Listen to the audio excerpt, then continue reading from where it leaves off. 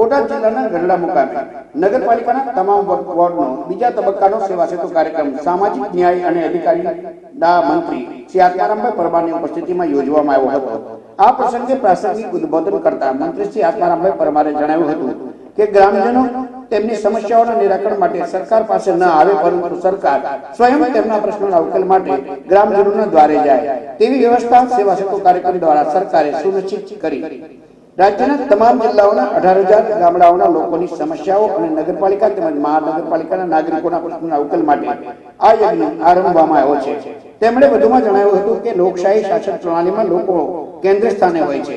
જનહિત માટે સમગ્ર લોકતંત્રને કાર્યરત રહેવાનું હોય છે। પ્રજાની કોઈ પણ તકલીફોનું નિવારણ એ જ લોકશાહી વ્યવસ્થાનો સાચો હાથ છે। સેવા સેતુ દ્વારા સરકારે લોકોને સુશાસનની અનુભૂતિ કરાવેલ છે। આ કાર્યક્રમમાં જિલ્લા કલેક્ટર શ્રી, પ્રાંત અધિકારી શ્રી, નગરપાલિકાના ચીફ ઓફિસર, જિલ્લા ભાજપા પ્રમુખ તેમજ અગ્રણીઓ સહિત નગરપાલિકાના વિવિધ સમિતિના ચેરમેનશ્રીઓ, સદસ્યો, અધિકારીઓ અને પદાધિકારીઓ તેમજ નાગરિકો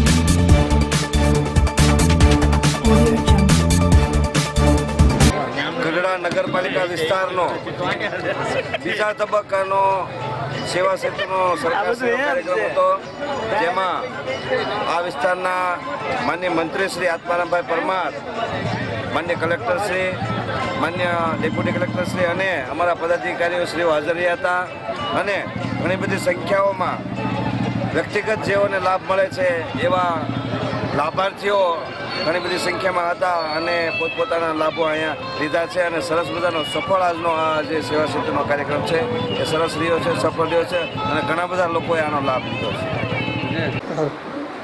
આજરોજ ગઢડા તાલુકાના નગરપાલિકા કક્ષાના સેવા સેતુના દ્વિતીય ચરણનો પ્રથમ કાર્યક્રમ ગઢડા મામલતદાર કચેરીમાં કમ્પાઉન્ડ હોલમાં રાખવામાં આવે છે। અત્યારે અડધા દિવસના અંતે 710 જેટલી લોકોની વિવિધ પ્રકારની અરજીઓ પ્રાપ્ત થઈ છે અને તે નિકાલ માટે અમે કાર્ય કરી રહ્યા છીએ। સાંજ સુધીમાં 1000 થી 1500 જેટલી અરજીઓ અમને પ્રાપ્ત થશે અને તેનો હકારાત્મક નિકાલ થશે તેવા અમારા પ્રયત્નો છે અને તે માટે અમે અને અમારી ટીમ હાલ પ્રયત્ન કરી રહી છીએ। થોડી સમય પહેલાં કેબિનેટ મંત્રી શ્રી આત્મારામભાઈ પરમારે પણ અમારા સેવા સેતુ કાર્યક્રમની વિઝિટ લીધી છે અને હાલ લોકોનું સેવાનું કામ પ્રગતિમાં છે, જે 5 વાગ્યા સુધી ચાલનાર છે।